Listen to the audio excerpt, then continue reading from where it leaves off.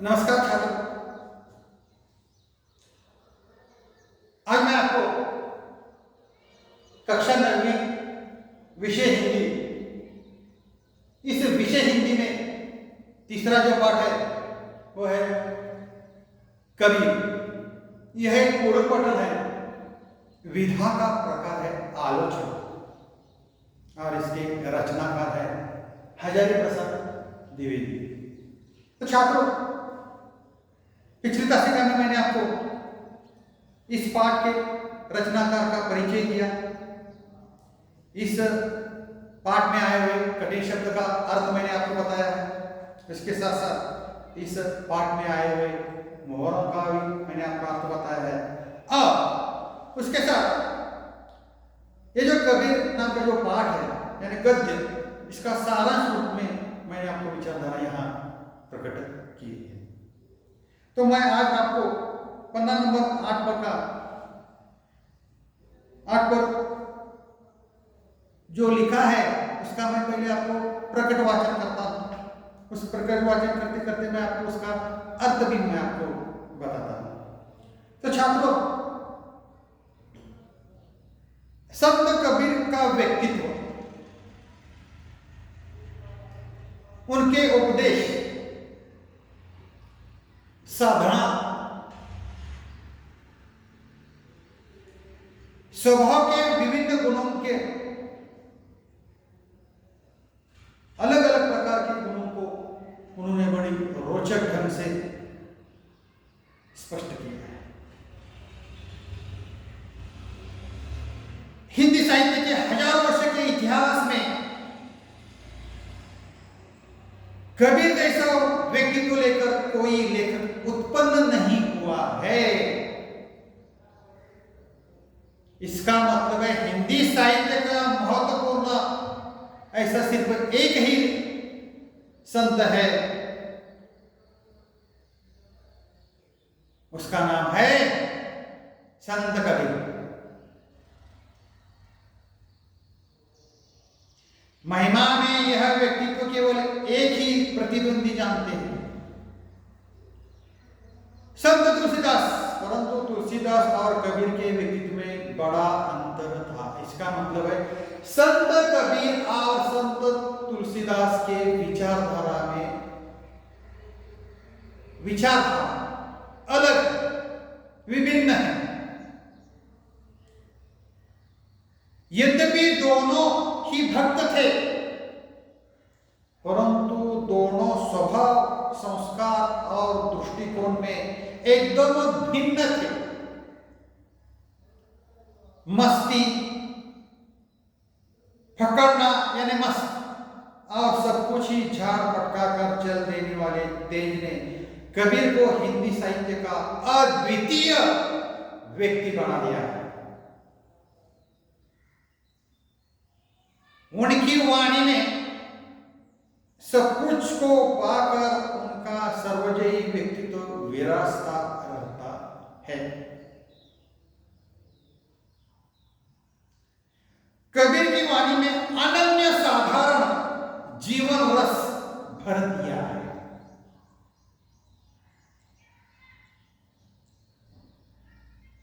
कबीर की वाणी का अनुकरण नहीं हो सकता।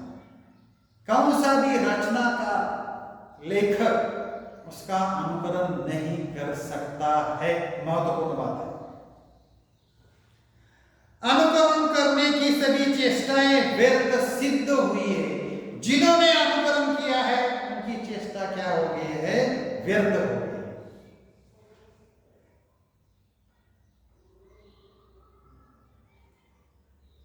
कबीरदास की वाणी वह लता है जो योग के क्षेत्र में भक्ति का बीज पड़ने से अंकुरित हुई थी। उन दिनों उत्तर के हठ योगियों, योग का प्रकार, हठ योगी यानी योग का प्रकार, और दक्षिण के भक्तों में मौलिक अंतर था। इसका मतलब है उत्तर और दक्षिण के जो भक्तियों में जो विचारधारा है उसमें बहुत ही अंतर था। एक टूट जाता था पर झुकता नहीं। देखो, एक टूट जाता है लेकिन झुकता नहीं। देखो, उसको झुकने का मालूम ही नहीं है। दूसरा झुक जाता है पर टूटता नहीं। बहुत ही महत्वपूर्ण वाक्य। आपको सुविचार तो मालूम है, दुनिया झुकती है लेकिन झुकाने वाला चाहिए। वैसे यहां दूसरा झुक जाता है पर टूटता न था। एक के लिए समाज की ऊंच नीच भावना मजाक और आक्रमण का विषय था, तो दूसरे के लिए मर्यादा और स्फूर्ति का। देखो फर्क कितना है, यहां उन्होंने बताया। संसार में भटकते हुए जीवों को देखो, इस संसार में हर एक मनुष्य को अलग अलग प्रकार की समस्या होती है। इंसान जन्म लेता है, उसके बाद मरता है। इसका मतलब है जन्म से लेकर मरते दम तक इस पृथ्वी पर, इस धरती पर, इस संसार में इस मनुष्य की समस्या कभी भी नहीं छूट सकती है। जन्म से लेकर मृत्यु तक अलग अलग प्रकार की समस्या होती है, और समस्या का निर्माण करता है मानव ही। समस्या निर्माण करता है और उसका निराकरण कौन करता है? मानव ही करता है। इसलिए वे कहते हैं कि संसार में भटकते हुए जीवों को देखकर करुणा के आंसू से वे कातर नहीं हुआते थे, बल्कि और भी कठोर होकर उसे फटकार बताते। वे सर्व जगत के पाप को अपने ऊपर लेने की वांछा से विचलित नहीं हो पड़ते थे, बल्कि और भी कठोर और शुष्क होकर सूरत और वीरत का उपदेश देते हैं। अनमोल ऐसा उपदेश देते हैं। इस संसार में भरमने वालों पर दया कैसी? मराठीमध्ये म्हणे बघा विद्यार्थी मित्रांनो, दया क्षमा शांती तेथे देवाची वस्ती। विद्यार्थी मित्रांनो, काय सांगितलं तुम्हाला मी? दया क्षमा शांती तेथे देवाची वस्ती। हे सगळे जर गुण असतील तर तिथे देव असतो। इसलिए वे कहते हैं संसार में भ्रम वाले पर दया कैसी, मुक्ति के मार्ग पर अग्रसर होने वालों को आराम कहा। आराम कहा, आराम हराम है। कर्म की रोक पर मैं पर मार सका तो संत कैसा।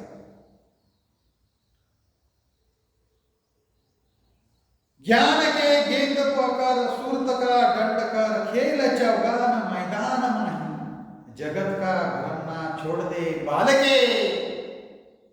नन्हे बालों को क्या कहा है? बालके आय जा भेष भगवंत पाई। भगवत यानी ईश्वर, भगवान।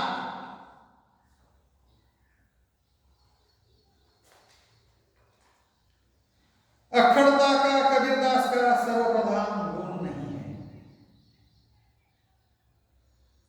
जब वे अवधूत या योगी को संबोधन करते हैं तभी उनकी अकड़ता पूरे चढ़ाव पर होती है।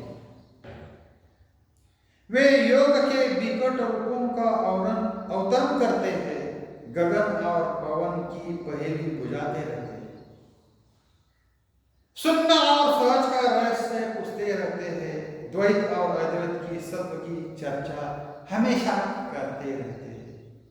अवधू अक्षर सो न्यारा, जो तुम पवना गगन चढ़ाओ, गुफा में बासा गगना पवना दोनों बिन से, कह गया जोग तुम्हारा।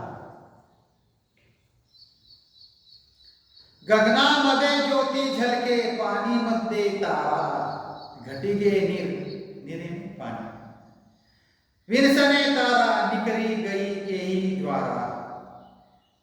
तो छात्रों, यहाँ तक मैंने इस पाठ का प्रकट वाचन किया है, उसका सरल अर्थ बताया, संत कबीर की विचारधारा कैसी है इसके बारे में मैंने आपको जानकारी दी है। आप यहाँ पे